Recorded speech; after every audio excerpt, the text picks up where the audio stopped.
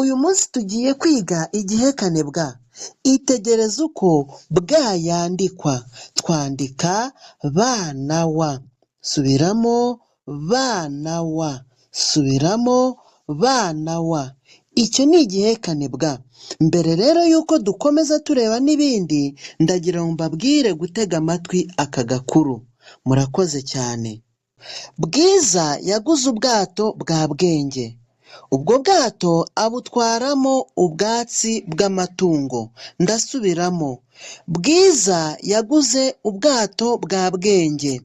Ubwo bwato abutwaramo ubwatsi bw'amatungo.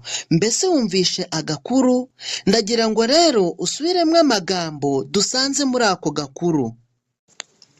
Amagambo yagiye agaruka mu gakuru arimo igihekane bwa ni aya ngaya akurikira: Bwiza, ubwato, Bwenge, ubwatsi. Nawe ugenda uyasubiramo neza witonze kugira ngo uyamenye. Icy'ingenzi ni uko umenya kwandika igihekane bwa kigizwe n'ingombajwi ebyiri arizo ba na wa. Ngaho rero subiramo kuko uri umuhanga rwose. Ubu rero twihuta tugiye gukora imigemo. Ngiye kukubwira aho ayo majwi yavuye. Bwa iriho i dusoma bwi. Bwa iriho u dusoma bwu. Bwa iriho o dusoma bwo. Bwa iriho a dusoma bwa.